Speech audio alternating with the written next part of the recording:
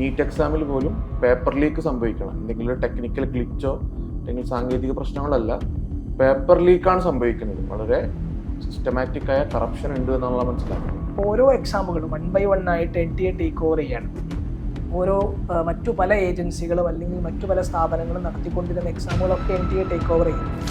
ഞാൻ just refer ചെയ്ത് നോക്കുന്ന സമയത്ത് NTA ഡിസ്ക്രിപ്പൻസീസ് എന്ന് പറഞ്ഞിട്ട് തന്നെ വിക്കിപീഡിയയിൽ ആരോ ഒരു പേജ് ക്രിയേറ്റ് ചെയ്തിട്ടുണ്ട്. നിങ്ങൾക്ക് വേണമെങ്കിൽ ഇവിടെ ഒരു നിയർ എക്സിസ്റ്റൻസിന് വേണമെങ്കിൽ എന്ത് ചെയ്യാൻ പറ്റും, നിങ്ങൾക്ക് ആധാർ അല്ലാതെ എക്സിസ്റ്റ് ചെയ്യാൻ പറ്റും. പക്ഷേ അതേസമയം നിങ്ങൾക്കോട് ലിവ് ചെയ്യണമെങ്കിൽ ജീവിക്കണമെങ്കിൽ എന്ത് വേണം, ആധാർ വേണം. ആ PM പക്ഷെ നടപ്പിലാക്കുന്നിടത്ത് 40% ഫണ്ടിങ് എന്ത് ചെയ്യണം, സംസ്ഥാന സർക്കാർ വഹിക്കണം. പക്ഷെ അതിൻ്റെ കണ്ടന്റ് എന്തായിരിക്കണം, NEP പോളിസി പ്രകാരം ആയിരിക്കണം എന്നുള്ളതാണ്. 2014 ശേഷം രാജ്യത്തെ സർവകലാശാലകളിൽ എന്താണ് സംഭവിക്കുന്നത് നോക്കുന്ന സമയത്ത് വളരെ എവിഡൻ്റ് ആയിട്ടുള്ള രീതിയിൽ അല്ലെങ്കിൽ കൂടുതൽ പബ്ലിക് ആയിട്ടുള്ള രീതിയിൽ യൂണിവേഴ്സിറ്റി അതോറിറ്റീസ് സെൻട്രൽ ഗവൺമെൻറ്റിൻ്റെ നയപരമായിട്ടുള്ള പരിപാടികൾ സംഘടിപ്പിക്കുക, RSSൻ്റെ നയപരമായ പരിപാടികൾ സംഘടിപ്പിക്കുന്നത് കൂടുതലായതായിട്ട് കാണാം. CUET തുടരുന്നിടത്തോളം കാലം ABVP ക്യാമ്പസിൽ അവരുടെ ഈ പറഞ്ഞ ഇലക്ട്രൽ വിക്ടറിയും കണ്ടിന്യൂ ചെയ്യാനുള്ള ഒരു സാധ്യതയുണ്ട് എന്നുള്ളതാണ് എനിക്ക് തോന്നുന്നത്. പേപ്പർ ലീക്കേജ് ഉണ്ടാകുമ്പോൾ പ്രൊട്ടസ്റ്റുകൾ ഉണ്ടാകുന്നു, അല്ലെങ്കിൽ എക്സാം ക്യാൻസൽ ചെയ്യപ്പെടുന്ന സമയത്ത് പ്രൊട്ടസ്റ്റുകൾ ഉണ്ടാകുന്നു. അതിനപ്പുറത്തേക്ക് ഈ ഒരു പോളിസി ലെവൽ ഉള്ള ക്വസ്റ്റ്യനിങ്ങുകൾ അത് എത്രത്തോളം നമുക്കിവിടെ കാണാൻ പറ്റുന്നു എന്നുള്ളതും ഒരു ചർച്ചക്കെടുക്കാൻ തോന്നുന്നു. CJPയെ സംബന്ധിച്ചിടത്തോളം ഒരു ലിറ്റ്മസ് ടെസ്റ്റായിട്ട് ഞാൻ മനസ്സിലാക്കുന്നത്, ഒരു മുസ്ലിം വിദ്യാർത്ഥി പ്രശ്നം കടന്നു വരുന്ന സമയത്ത് CJP അതിനോട് എങ്ങനെ റെസ്പോണ്ട് ചെയ്യുന്നുള്ളതായിരിക്കും യഥാർത്ഥത്തിൽ CJPയുടെ ഒരു ലിറ്റ്മസ് ടെസ്റ്റ് എന്ന് പറയുന്നത്. പുതിയ അധ്യയന വർഷം നമ്മളിങ്ങനെ തുടങ്ങി വരുമ്പോൾ നമ്മൾ കണ്ടത് ഇന്ത്യയിൽ തന്നെ ഏറ്റവും വാർത്താ പ്രാധാന്യം കിട്ടിയൊരു സമരത്തെ കുറിച്ചിട്ടാണ്, കോക്രോച്ച് ജനതാ പാർട്ടി. അപ്പം അത് ഉന്നയിച്ച വിഷയങ്ങൾ ഇന്ത്യയിലെ വിദ്യാഭ്യാസ മേഖലയും അത് ഉണ്ടായ സാഹചര്യം മറ്റൊന്നാണെങ്കിൽ പോലും അത് പിന്നീട് സമര രൂപം പ്രാപിച്ചത് ഇന്ത്യയിലെ വളരെ വലിയൊരു വിദ്യാഭ്യാസ വിഷയം ഉന്നയിച്ചുകൊണ്ടാണ്. ഇന്ത്യയിലെ നീറ്റുമായി ബന്ധപ്പെട്ട ഒരു പേപ്പർ ലീക്കുമായി ബന്ധപ്പെട്ട് പിന്നെ തുടർന്ന് മറ്റു പേപ്പർ ലീക്കുകളും ഇന്ത്യയിൽ സംഭവിക്കുകയുണ്ടായി. അപ്പോൾ നീറ്റ് നമുക്കറിയാം, നീറ്റ് തുടങ്ങിയ എക്സാമുകൾ ഒരു സെൻട്രലൈസേഷൻ, ഒരു കേന്ദ്രീകരണ സ്വഭാവത്തിൽ ഇന്ത്യയിൽ നടപ്പിലാക്കാൻ വേണ്ടി ഗവൺമെൻറ് കൊണ്ടുവന്ന സംവിധാനത്തിന് വേണ്ടി ഉണ്ടാക്കിയതാണ്. പ്രധാനമായി NTA, national testing agency, NEET, CUET, NET തുടങ്ങിയ എക്സാമുകളൊക്കെ ഇത് ഈ ഒരു സംവിധാനം നടന്നുകൊണ്ടിരിക്കുന്നത്. പക്ഷെ തുടർച്ചയായി ഇപ്പോൾ കഴിഞ്ഞ 2 വർഷങ്ങളിൽ നെറ്റ് എക്സാമുമായി ബന്ധപ്പെട്ട പ്രശ്നം, ഈ വർഷം CUETയുമായി ബന്ധപ്പെട്ട പ്രശ്നം, ഇപ്പോൾ ഏറ്റവും അവസാനം ഇന്ത്യയിലെ വളരെ സെലിബ്രേറ്റ് ചെയ്യപ്പെട്ട, ഇന്ത്യയിലെ വളരെ പ്രധാനമെന്ന് കരുതുന്ന നീറ്റ് എക്സാമിൽ പോലും പേപ്പർ ലീക്ക് സംഭവിക്കണം. എന്തെങ്കിലും ടെക്നിക്കൽ ഗ്ലിച്ചോ അല്ലെങ്കിൽ സാങ്കേതിക പ്രശ്നങ്ങളല്ല, പേപ്പർ ലീക്കാണ് സംഭവിക്കുന്നത്. വളരെ സിസ്റ്റമാറ്റിക് ആയ കറപ്ഷൻ ഉണ്ട് എന്നുള്ള മനസ്സിലാക്കുന്നത്. ഇപ്പം NTAയുമായി ബന്ധപ്പെട്ട് നിലവിൽ നടക്കുന്ന പ്രശ്നങ്ങൾ ഷെയ്ൻ സാഹിബ് എങ്ങനെയാണ് മനസ്സിലാക്കുന്നത്? ഫൈസോടെ സൂചിപ്പിച്ച പോലെ ഇപ്പം ഇതിൽ NTA ആയിട്ട് ബന്ധപ്പെട്ട് ഇതിൽ റീസെൻ്റ്ലി നമ്മൾ കേൾക്കുന്നത് ഇപ്പോൾ scrap NTA, Dharmendra Pradhan must resign. ഞാൻ ഈ ഒരു സ്ലോഗൻ എന്ന് പറയുന്നത് നമ്മളെ സംബന്ധിച്ചിടത്തോളം ഒരു വളരെ റീസെൻ്റ് ആയിട്ടുള്ളൊരു സ്ലോഗൻ അല്ല. ഇപ്പം ഇതേപോലെ ഡൽഹിയിൽ കേട്ടൊരു പീരീഡ് എന്ന് പറയുന്നത്, അല്ലെങ്കിൽ രാജ്യത്തുടനീളം കേട്ടൊരു പീരീഡാണ് 2024 ജൂണിൽ നെറ്റ് എക്സാമിനേഷൻ്റെ ക്യാൻസലേഷൻ. അതായത് നെറ്റ് എക്സാമിനേഷൻ്റെ പേപ്പർ ചോർച്ച സംഭവിക്കുന്നു, അതിൻ്റെ ഇൻറ്റിഗ്രിറ്റി കോംപ്രമൈസ് ചെയ്യപ്പെട്ടു എന്നുള്ള റിപ്പോർട്ടുകൾ വരുന്നു.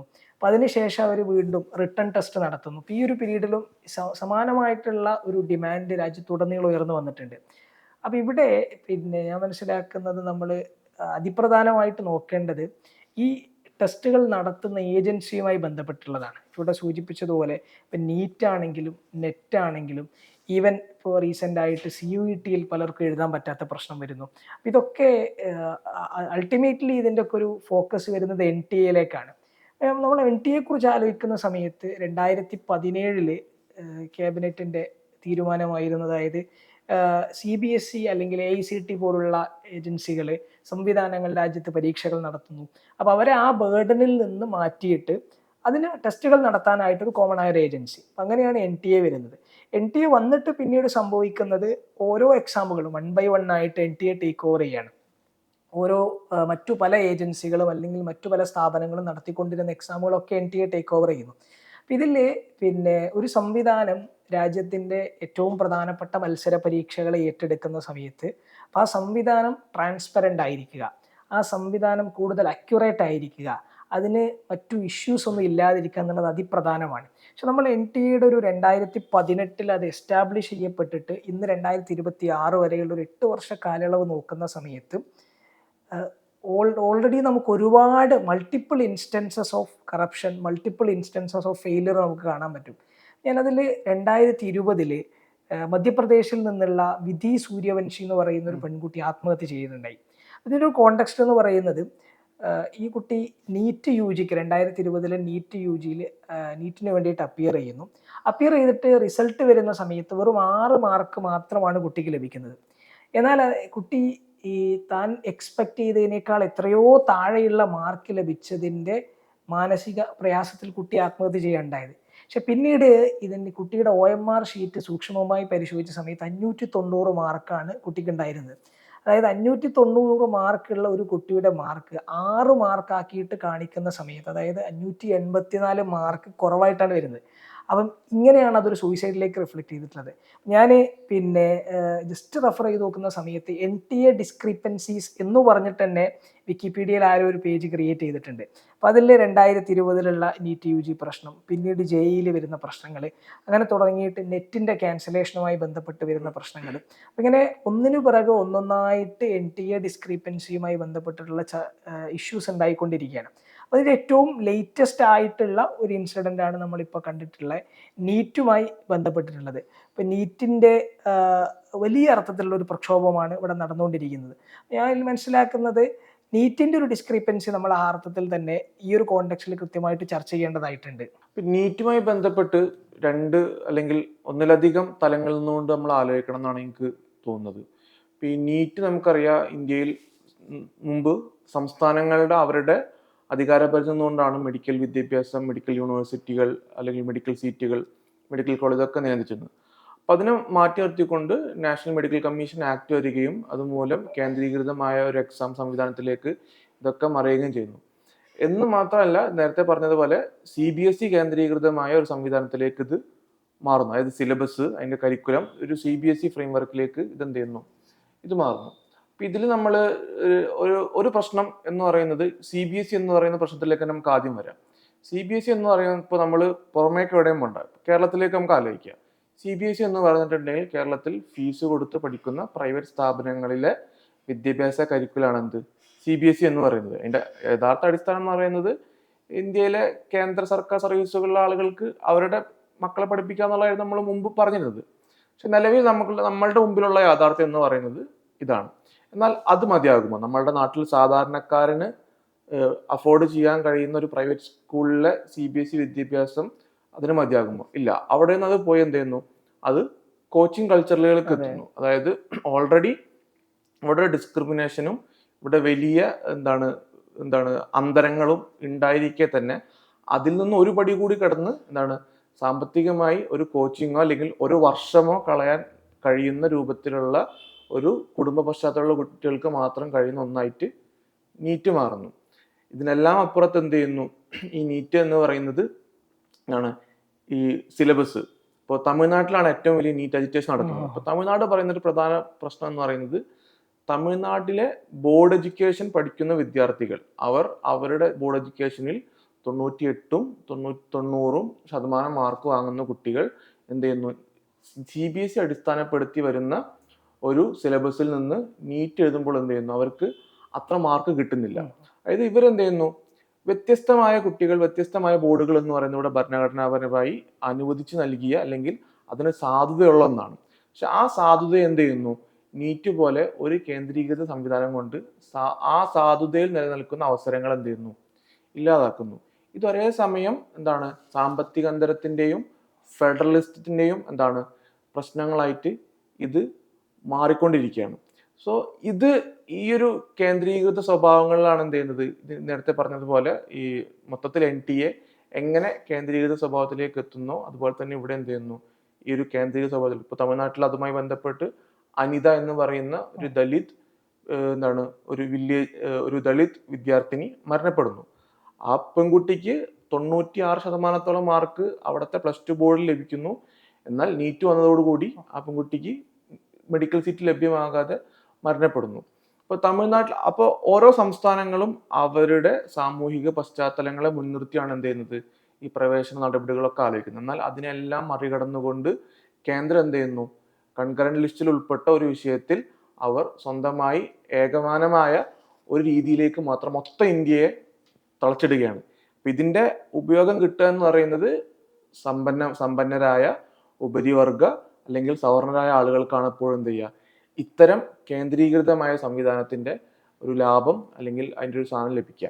അപ്പൊ ഇത് ഒരു ഭാഗത്ത് നിൽക്കെ തന്നെ മൊത്തത്തിൽ ഇപ്പോൾ നമ്മൾ നേരത്തെ പറഞ്ഞ കോക്രോച്ച് ജനതാ പാർട്ടി ഇവരുന്നയിക്കുന്ന വിഷയങ്ങൾ, ഇതിനെക്കുറിച്ചൊക്കെ നമ്മൾ പറഞ്ഞു. എന്നാൽ ഈ വിഷയങ്ങളൊക്കെ ഒരു മേൽത്തട്ടിൽ നിന്നുകൊണ്ട് അല്ലെങ്കിൽ ഉപരിവിപ്ലവമായി മാറുക. അപ്പോൾ നമ്മളെ സംബന്ധിച്ചിടത്തോളം വിദ്യാഭ്യാസ മേഖലയിൽ നിരവധി പ്രശ്നങ്ങൾ നമ്മൾ അല്ലെങ്കിൽ SI ഉൾപ്പെടെയുള്ള വിദ്യാർത്ഥി സംഘടനകൾ നടത്തിയിട്ടുണ്ട്. അപ്പൊ അതിൽ ഏറ്റവും ലേറ്റസ്റ്റ് ആയി വന്ന മേഖലയാണ് PM ശ്രീ.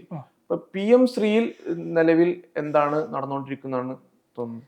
ഇതില് പിന്നെ PM ശ്രീയിലേക്ക് വരുന്ന സമയത്ത് നമുക്കറിയാം കേരളത്തിൽ വളരെ റീസെന്റ് ആയിട്ടുള്ളൊരു അതായത് കേരള സംസ്ഥാന സർക്കാർ ഇതിൽ ഒപ്പുവെക്കുന്നതുമായി ബന്ധപ്പെട്ടുണ്ടായിട്ടുള്ള പ്രശ്നങ്ങൾ, പ്രതിപക്ഷത്തിന്റെ ഒപ്പീനിയൻ, അതേപോലെ തന്നെ അന്നത്തെ ഭരണകക്ഷിയായിരുന്ന LDFിനുള്ളിലുള്ള CPIയുടെ വിയോജിപ്പ്, ഇതൊക്കെ വലിയ ചർച്ചയായിട്ടുള്ളതാണ്. ഇതിൽ പിന്നെ ഇപ്പോൾ ഫൈസ് ഇവിടെ നേരത്തെ സൂചിപ്പിച്ചതുപോലെ ഇത് കൺകറന്റ് ലിസ്റ്റിൽ ഉൾപ്പെട്ടിട്ടുള്ള ഒരു സംഗതിയാണ്. ഓൾസോ നമ്മൾ എപ്പോഴും ആലോചിക്കേണ്ടത്, പലപ്പോഴും നമ്മളുടെ ഒരു പൊതു സ്വഭാവം എന്ന് പറയുന്നത്, നമ്മൾ ഇന്ത്യയെ നമ്മൾ പലപ്പോഴും കമ്പയർ ചെയ്യുന്ന സമയത്ത് നമ്മൾ ഇതര രാഷ്ട്രങ്ങളുമായിട്ട് ഉള്ളൊരു കമ്പാരിസൺ സ്കെയിലാണ് നമ്മൾ എപ്പോഴും നോക്കുക. പക്ഷെ ബേസിക്കലി ഇന്ത്യ എന്ന് പറയുന്ന ഒരു യൂണിയൻ ഓഫ് സ്റ്റേറ്റ്സ് ആണ്. അതേപോലെ തന്നെ മൾട്ടിപ്പിൾ നാഷണാലിറ്റികളുള്ള ഒരു സിംഗിൾ നാഷണാലിറ്റി ഉള്ള ഒരു ടെറിട്ടറി അല്ല ഇത്. മൾട്ടിപ്പിൾ നാഷണാലിറ്റീസ് ഉള്ള ഒരു യൂണിയൻ ഓഫ് സ്റ്റേറ്റ്സ് ആണ്. അപ്പോൾ സ്വാഭാവികമായിട്ടും ഇവിടെ ഏറ്റവും പ്രധാനപ്പെട്ട ഒരു വാല്യൂ വരുന്നത് ഫൈ സൂചിപ്പിച്ച പോലെ ഫെഡറൽ തത്വങ്ങൾക്കാണ്.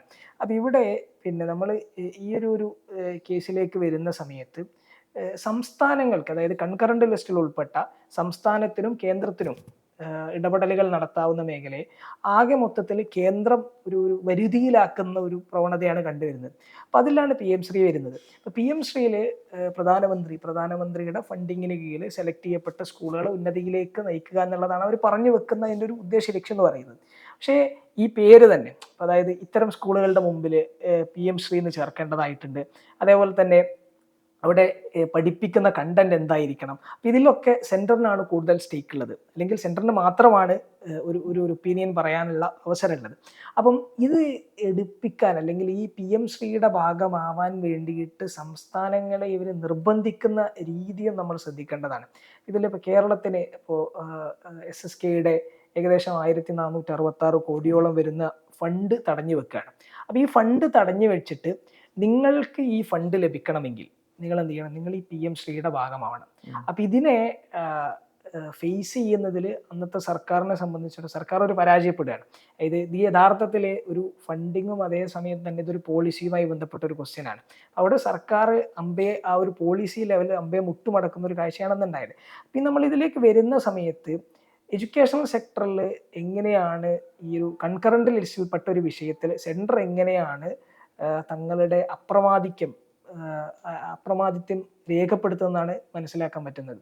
അപ്പം ഇതിൽ പിന്നെ ഒന്നുകൂടി ആഡ് ചെയ്യുന്ന സമയത്ത് ഇപ്പം എനിക്കിപ്പോൾ ഒരു കമ്പയർ ചെയ്യാൻ തോന്നുന്നത്, അപ്പം നമുക്കറിയാം ആധാർ നിർബന്ധമല്ല എന്ന് പലതവണ സുപ്രീം കോർട്ടിൻ്റെ ജഡ്ജ്മെൻറ്റുകൾ വരും, പക്ഷെ അല്ലെങ്കിൽ ഒപ്പീനിയൻസ് വരും. പക്ഷെ ഇതിൽ സംഭവിക്കുന്നത് നമ്മൾ നോക്കുന്ന സമയത്ത് ഒരു വെൽഫെയർ സ്കീം നിങ്ങൾക്ക് ലഭിക്കണമെങ്കിൽ, ഏറ്റവും ചുരുങ്ങിയ നിങ്ങൾക്ക് ഗ്യാസ് കണക്ഷൻ ലഭിക്കണമെങ്കിൽ, ഏത് വെൽഫെയർ സ്കീം ലഭിക്കണമെങ്കിൽ നിങ്ങൾക്ക് എന്ത് ചെയ്യണം? നിങ്ങൾ ആധാർ എൻറോൾ ചെയ്തിരിക്കണം.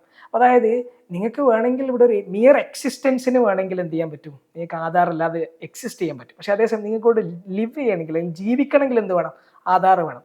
ഇൻ ദ സെയിം വേ ഇവിടെ നിങ്ങൾക്ക് വിദ്യാഭ്യാസ മേഖലയിൽ നിങ്ങൾക്ക് എവിടെയോ ഒന്നുണ്ടായിരിക്കണമെങ്കിൽ നിങ്ങൾക്ക് എന്ത് ചെയ്യാൻ നിൽക്കാം. പക്ഷെ അതേസമയം നിങ്ങൾ വിദ്യാഭ്യാസ മേഖലയിൽ നിങ്ങൾക്ക് ഏതെങ്കിലും അർത്ഥത്തിലുള്ള ഫണ്ടിങ് ലഭിക്കണമെങ്കിൽ നിങ്ങൾ ഈ കേന്ദ്ര നയങ്ങളോട് ചേർന്ന് നിൽക്കുക എന്നുള്ളതാണ് ഗവൺമെന്റ് മുന്നോട്ട് വെക്കുന്ന ഒരു പോളിസി എന്ന് പറയുന്നത്.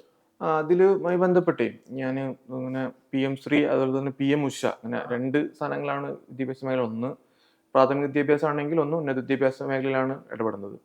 അപ്പം അത് ഒരു പ്രശ്നം എന്ന് വെച്ചിട്ടുണ്ടെങ്കിൽ, സാധാരണഗതിയിൽ നമ്മൾ സംസ്ഥാനങ്ങൾ അല്ലെങ്കിൽ സംസ്ഥാനങ്ങളുടെ അധികാരം, കേന്ദ്രത്തിൻ്റെ അധികാരം, ഈവൻ ഏറ്റവും താഴെ പഞ്ചായത്തിൻ്റെ അധികാരം, ഇതൊക്കെ നിർണ്ണയിക്കപ്പെടുന്നത് പാർലമെന്റുകളിലും നിയമസഭകളിലും ഉണ്ടാക്കുന്ന നിയമങ്ങൾ വെച്ചിട്ടാണ്.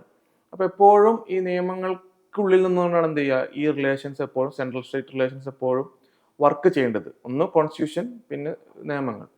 ഇവിടെ ഇതൊക്കെ മാറി എന്ത് ചെയ്യുന്നു, ഒരു MOU, മെമ്മോറാണ്ടം ഓഫ് അണ്ടർസ്റ്റാൻഡിങ് എന്ന് പറയുന്ന ഒരു പേപ്പറിൽ എന്ത് ചെയ്യുന്നു, ഈ മൊത്തം ബന്ധങ്ങളെ അടിസ്ഥാനപ്പെടുത്തുന്നു.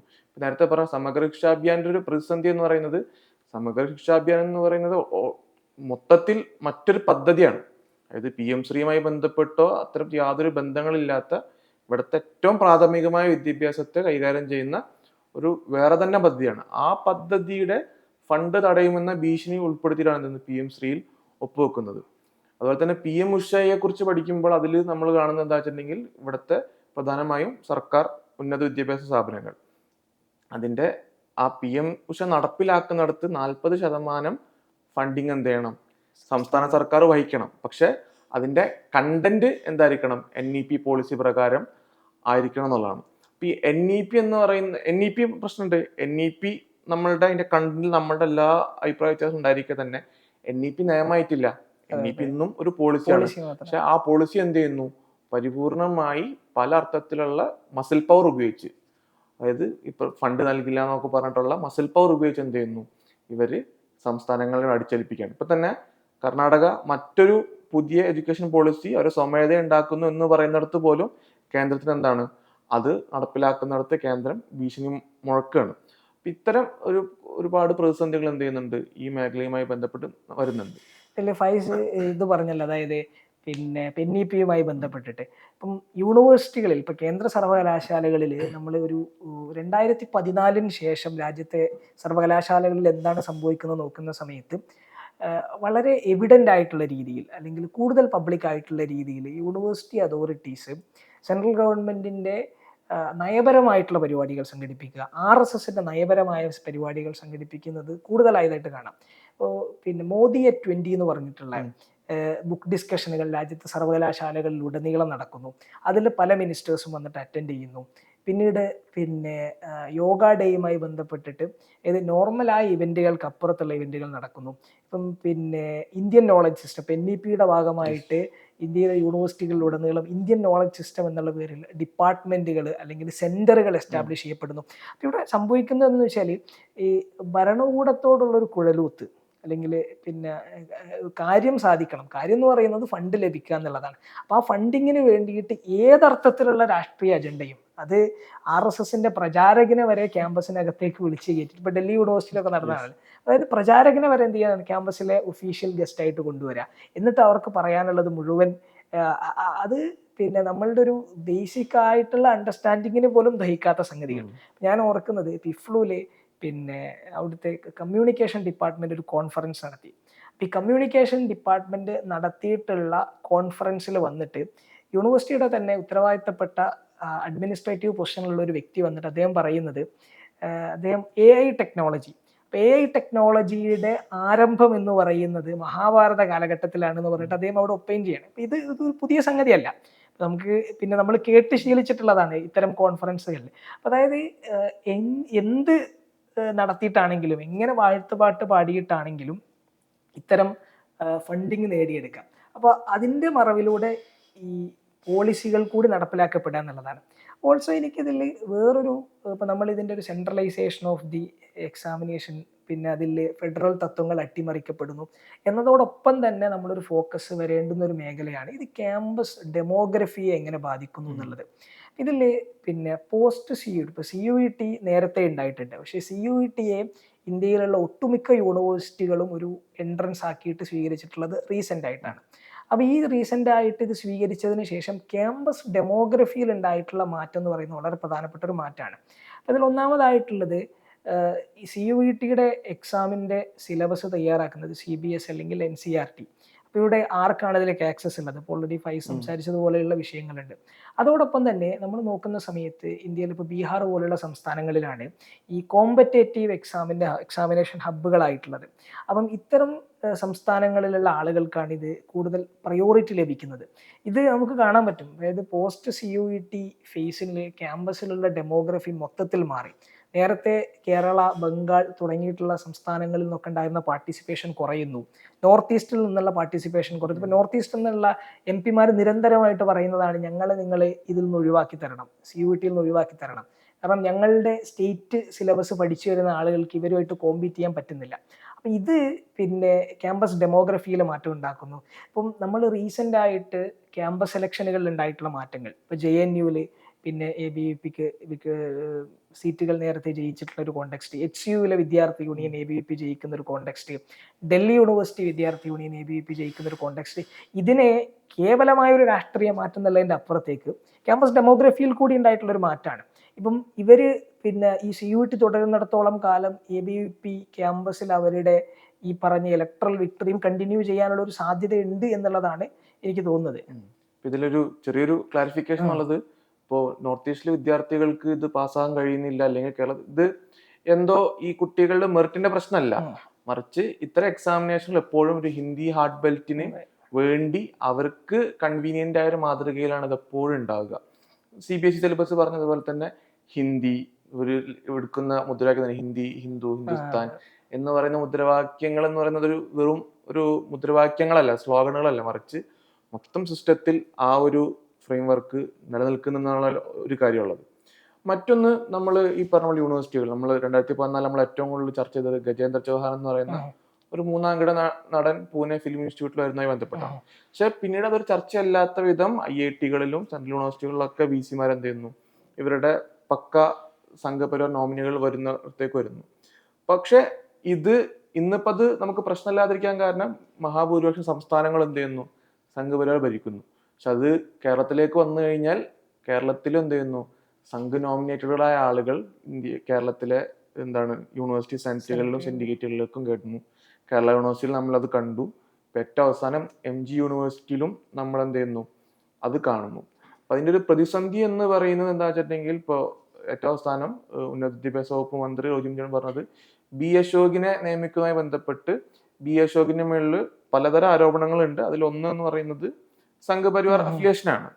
അപ്പോൾ അതിലെ സത്യാവസ്ഥ എന്തായിക്കോട്ടെ, പക്ഷെ അത്തരം ആരോപണങ്ങളോട് വളരെ നിസ്സംഗമായ ഒരു അഭിപ്രായമാണുള്ളത്. അതുപോലെ തന്നെ ഗവർണറോട് മല്ലിടാൻ ഞങ്ങളില്ല എന്നാണ് ഇവർ പറയുന്നത്. അതായത് ഇവർ അധികാരത്തെ എന്ത് ചെയ്യുന്നു, ഇവർ ഉപയോഗിക്കാൻ, അതായത് ഇവർക്ക് ലഭിച്ച മാൻഡേറ്റ് ആണ്, ഇവർക്ക് ജനഹിതാണ് ഇവർക്ക് ലഭിച്ചിട്ടുള്ളത്. അത് സംഘപരിവാറിനെതിരെ കൂടുതൽ ജനഹിതാണ്. ആ മാൻഡേറ്റിനെ ഉപയോഗപ്പെടുത്താൻ അതിനൊരു പൊളിറ്റിക്കൽ ഫ്രിക്ഷൻ, ആ പൊളിറ്റിക്കൽ ഫ്രിക്ഷൻ ഉണ്ടാവണം. യഥാർത്ഥത്തിൽ ഫെഡറലിസം നിലനിർത്തണമെങ്കിൽ എന്ത് ചെയ്യണം, ഈ പറയുന്ന ഒരു പൊളിറ്റിക്കൽ ഫ്രിക്ഷൻ ഇവിടുത്തെ സംസ്ഥാന സർക്കാരും ഗവർണറും തമ്മിൽ ഉണ്ടായാലേ അത് പോവുള്ളൂ. ഇപ്പോൾ തമിഴ്നാട് എന്ത് ചെയ്യുന്നു, ഗവർണറെ വൈസ് ചാൻസലർ പദവിയിൽ നിന്ന് മാറ്റുന്ന നിയമം നടപ്പിലാക്കുന്നു. കേരളം അത് ആലോചിക്കുന്നു, പക്ഷെ അത് പരിപൂർണമായി നടപ്പിലാക്കാൻ കേരളത്തിന് എന്ത് ചെയ്യുന്നില്ല, സാധിക്കുന്നില്ല. പക്ഷെ അത്തരം ചർച്ചകളിലേക്ക് പോലും കേരളം എന്ത് ചെയ്യുന്നില്ല, കടക്കുന്നില്ല.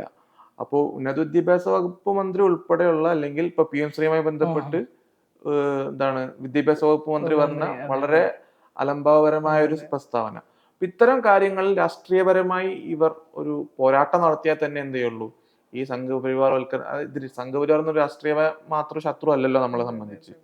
അവര് മൊത്തത്തിൽ സാംസ്കാരികമായ ഒരു ശത്രു, അല്ലെങ്കിൽ സാംസ്കാരികമായി, സാമ്പത്തികമായി, രാഷ്ട്രീയമായി എല്ലാ അർത്ഥത്തിലും നമ്മളെ വരിഞ്ഞു മുറുക്കുന്ന ഒരു ഫാസിസ്റ്റ് ശക്തിയാണ്. അപ്പൊ അതിനെ ഇവരുടെ കൺവീനിയൻസിനെ മാത്രം എതിർക്കാനും താലോലിക്കാനും നിന്ന് കഴിഞ്ഞാൽ ഇതെവിടേക്ക് എത്തില്ല. മറിച്ച് സംഘപരിവാർ എന്ത് ചെയ്യും, 3 MLA-മാരുള്ള കേരളത്തിലും അവരവരുടെ മൊത്തം ശക്തിയും സംഹാരതാണ്ഡവമാടും എന്നാണ് നമുക്ക് മനസ്സിലാവുന്നത്. ഇത് പിന്നെ നമ്മള് ഈ കോൺഗ്രസ് കേവലമായ ഒരു ഇലക്ട്രൽ വീഴ്ചയല്ലല്ലോ കോൺഗ്രസിന് 2014 സംഭവിക്കുന്നത്. ആക്ച്വലി കോൺഗ്രസ് എന്ന് പറയുന്ന ഒരു സംവിധാനം അതിൻ്റെ ഒരു പെരിഫറിയിൽ മാത്രം നിലനിൽക്കുകയും അതിൻ്റെ കോറിൽ മൊത്തം, അതായത് മറ്റെല്ലാ സംവിധാനങ്ങളും, ഇപ്പോൾ കോൺഗ്രസ് ഭരിക്കുന്ന സമയത്ത് തന്നെ ബ്യൂറോക്രസി കോൺഗ്രസിൻ്റെ കയ്യിൽ നിന്ന് പോയി പോകുന്നു.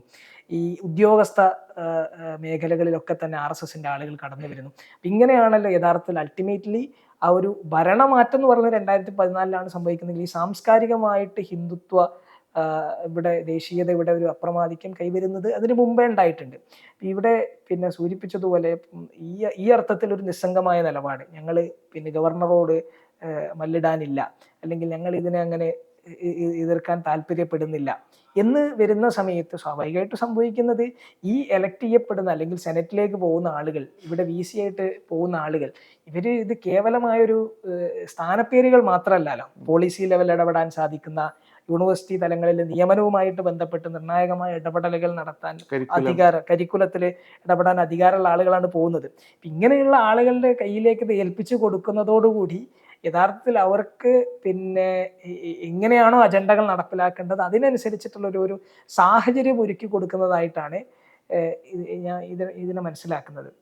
പിന്നെ അപ്പം ഈ വിദ്യാഭ്യാസ മേഖലയിലുള്ള ഈ ഒരു സംഘപരിവാർ വൽക്കരണം, ഈ സെനറ്റ് മുതൽക്ക് കരിക്കുലം, ഇപ്പം നമ്മൾ ഈ ഒരു NEP-യുമായി ബന്ധപ്പെട്ട് നമ്മൾ ചർച്ച ചെയ്തു, അതേപോലെ സെനറ്റിലുള്ള മെമ്പേഴ്സിനെ എടുക്കുന്നതുമായി ബന്ധപ്പെട്ട്, അതേപോലെ തന്നെ വരുന്നതാണ് ക്യാമ്പസുകളിൽ എക്സിസ്റ്റ് ചെയ്യുന്ന ആളുകൾ, ക്യാമ്പസുകളിൽ പഠിച്ചുകൊണ്ടിരിക്കുന്ന ആളുകൾ ഉണ്ടാവുമല്ലോ, ഇപ്പോൾ മാർജിനലൈസ്ഡ് കമ്മ്യൂണിറ്റീസിൽ നിന്ന് വരുന്ന ആളുകൾ. അപ്പോൾ അവർക്ക് നേരെയുള്ള ഡിസ്ക്രിമിനേറ്ററി പ്രാക്ടീസുകളും എനിക്ക് തോന്നുന്നത് ഈ ഒരു കോണ്ടെക്സ്റ്റിൽ ചർച്ചയാക്കപ്പെടണം. കാരണം മൾട്ടിപ്പിൾ ആംഗിളുകളിൽ നിന്നുകൊണ്ട് ഈ പറഞ്ഞ മാർജിനലൈസ്ഡ് ബാക്ക്ഗ്രൗണ്ടിൽ നിന്ന് വരുന്ന, അല്ലെങ്കിൽ ഹിന്ദുത്വ ദേശീയതയോട് ചേർന്ന് നിൽക്കാത്ത ആളുകളെ ഒന്നടങ്കം ആക്രമിക്കുന്ന, അല്ലെങ്കിൽ അവരെ ക്യാമ്പസിൽ നിന്ന് ഒഴിവാക്കിപ്പിക്കുന്ന ഒരു പരിപാടിയാണ്. ഞാനിതിൽ പിന്നെ ഈ ഒരു ഗവൺമെൻറ് വന്നതിന് ശേഷം, അതായത് ഒരു സംഘപരിവാർ ഫേസിൽ ഫെലോഷിപ്പുമായി ബന്ധപ്പെട്ട് വന്നതായിരുന്നു MANF നിർത്തലാക്കുന്നത്. MANF അതുവരെ ന്യൂനപക്ഷ വിഭാഗങ്ങളിൽ നിന്നുള്ള വിദ്യാർത്ഥികൾക്ക് ലഭിച്ചുകൊണ്ടിരുന്ന റിസർച്ച് ഫെലോഷിപ്പ് ആയിരുന്നു MANF. അപ്പോൾ MANF നിർത്തലാക്കുന്നു. MANF നിർത്തലാക്കുന്നതിന് വേണ്ടിയിട്ട് ഇവർ പറയുന്നത് ഇവർക്ക് ഒരുപാട് മറ്റ് ഫെലോഷിപ്പുകൾ ലഭിക്കുന്നുണ്ട്, അപ്പോൾ MANF-ന്റെ ഒരു അനിവാര്യതയില്ല. പക്ഷേങ്കിൽ MANF ആരാണ് സ്വീകരിച്ചുകൊണ്ടിരുന്നത്? ഇപ്പം ന്യൂനപക്ഷ വിഭാഗങ്ങളിൽ നിന്നുള്ള ആളുകളാണ്. അപ്പോൾ ഈ റിസർച്ച് ഫേസിൽ ഒരാൾക്ക് അനിവാര്യമായിട്ട് വേണ്ടത് സാമ്പത്തികമായിട്ടുള്ള ഒരു പിന്തുണയാണ്. അപ്പോൾ ഈ സാമ്പത്തികമായ പിന്തുണ എടുത്തു കളയുന്നതോടുകൂടി ഈ ഇത്തരം കമ്മ്യൂണിറ്റികളിൽ നിന്നുള്ള ആളുകൾ, ഇപ്പോൾ മുസ്ലിം കമ്മ്യൂണിറ്റിയിൽ നിന്നുള്ള ആളുകൾ, അവർ റിസർച്ച് ചെയ്യുകയില്ല എന്ന് മാത്രമല്ല, അത് അക്കാഡമിക് ആയിട്ടുള്ള കോൺട്രിബ്യൂഷൻസിനെ കൂടി ബാധിക്കും. അതായത് അവരുടെ ഒരു അക്കാഡമിക് ക്വാളിഫിക്കേഷൻ മാത്രമല്ല, ഇവരുടെ ഒരു കോൺട്രിബ്യൂഷനെ കൂടി ബാധിക്കും.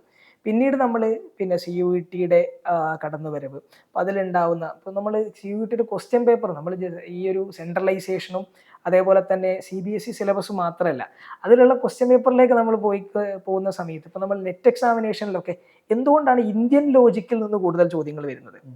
ഇതുവരെ കാണാത്തൊരു ഫിനോമിനൻ, അതായത് ഇന്ത്യൻ ലോജിക്കിൽ നിന്ന് കൂടുതൽ ചോദ്യങ്ങൾ വരിക.